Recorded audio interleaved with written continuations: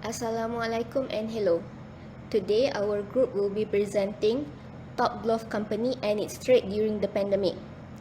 Our group members are Hadi Mahanif, Dania Ainaa, Nur Fairuz and Ahmad Hanis Azfar.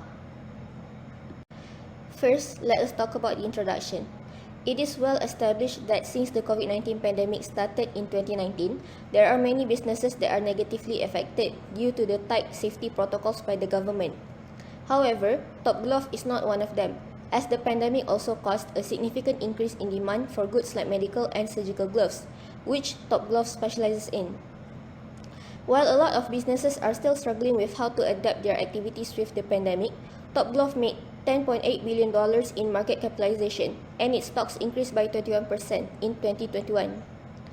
However, the company also faced a series of allegations of labor abuse and failure to comply with COVID-19 safety protocols. For example, whistleblowers have called out the company for providing poor living space for the workers, and the company also made headlines when around 5,000 of its workers were infected with COVID-19. So for the Top Glove trade performance is that we need to know that Malaysia actually supplies 65% of the world market for rubber gloves, which is amounted to 300 billion pieces, and also recorded a 52.7 billion ringgit Malaysia worth of glove export in 2020, which then adversely affected by the pandemic. According to the Department of Statistics Malaysia, on an annual basis, there is an increase by 15.7% of production in natural rubber in the same month of the preceding year. It was also stated that by the Department of Statistics that gloves were the main exports of rubber-based products, which had an increase of 16.6% from May 2021 to June 2021. Malaysia main exported countries for rubber gloves are United States, Germany and also India.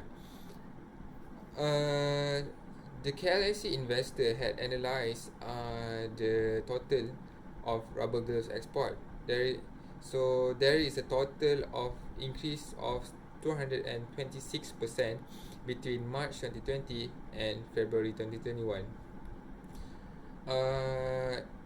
We can also see from the financial year book of Top Glove that they had recorded a net profit of 7.87 billion ringgit Malaysia for the financial year ended in August 31 in 2021, despite it fell short in the fourth quarter. It was also announced by the company that its financial year in 2021 net profit jumped by 350% from 1.7 billion ringgit Malaysia in the financial year 2020. Furthermore, its sales revenue also rose by 127%, which amounted to 16.4 billion ringgit Malaysia from the financial year 2020. Top Glove we also know that the Top Glove had faced some obstacles, which is the United States Customs and Border Protection, where they ordered the seizure of disposable gloves made by Top Glove. The CBP said that they have sufficient information to believe that Top Glove actually used forced labour in the production by accusing of that bondage, excessive overtime and abusive working and living condition. Other than the US seizure order, Top Glove demand is potentially reduced from other factors as well, such as the rollout of vaccines, increasing competition against low-cost China producers. So therefore, it was reported that in the third quarter, the company's revenue fell from the US ban and its sales volume in North America by 68%, since North America is the Top Glove's largest and highest paying market, and the group likely needs to lower its price in order to attract buyers in new markets. Thank you. Bismillahirrahmanirrahim. Assalamualaikum. For my part, I'll be explaining about Top Glove challenges during the COVID-19 pandemic. The company's major challenges has been keeping its 44 facilities around the world functioning 24 hours a day, 7 days a week, in order to meet rising demand for medical gloves from 195 countries, or nearly every state on the earth. The production capacity was around 85%, but due to the high demand, it has now climbed to 100%. In fact, Top Glove is expanding the capacity by adding new lines. Other than that, according to the founder and the chairman of Top Glove faced a number of issues during the COVID-19 pandemic, including marketing issues, supplier issues, production issues, and more. But the company was able to resolve all of them.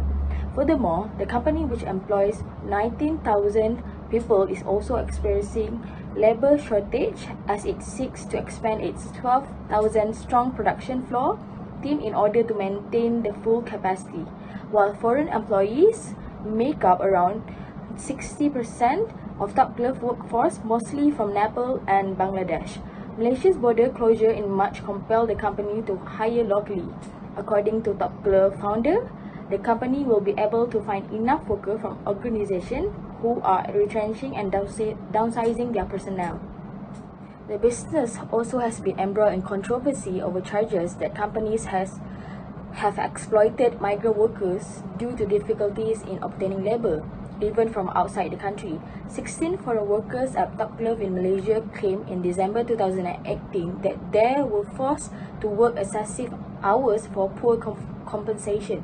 They also claimed that the corporation had taken possession of their passport and that they had been unable to obtain them, but Top Glove denied any wrongdoing stated in the annual report in 2019.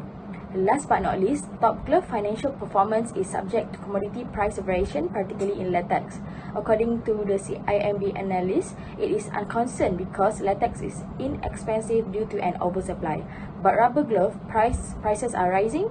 The company will withstand the current global recession since it is in the right industry and has the ideal team of people. Over the last 30 years, Top Glove has overcome 5 epidemics and built a solid foundation. Biodegradable glove, self-cleaning glove, low allergy glove, and moisturizing glove are among the new goods being developed by the company. That's all from me. Thank you.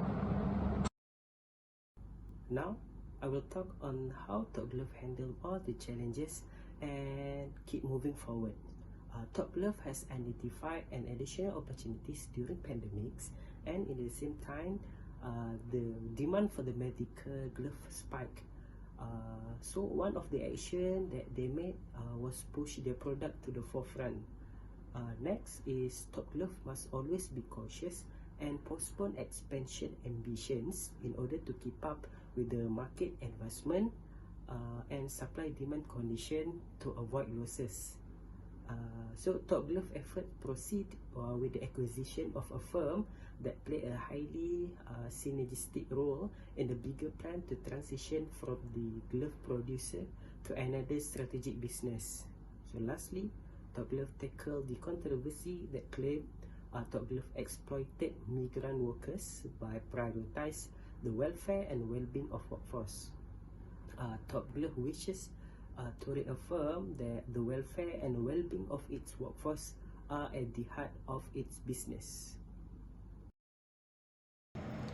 In conclusion, Top Glove is one of the few profiteers of the pandemic, and it seems likely that this will continue to be the case, with the new variants of the virus being found. However, the highlight that they received from it backfired when their wrongdoings were exposed, costing their trade revenue at the international level, as can be seen by the United States import ban. It is hopeful that moving forward, Top Glove will be more careful with their treatments with their workers and staff, as it is proven from this case that every factor can play a part to affect a company's trade operations, directly or indirectly. That is all from our group. Thank you very much.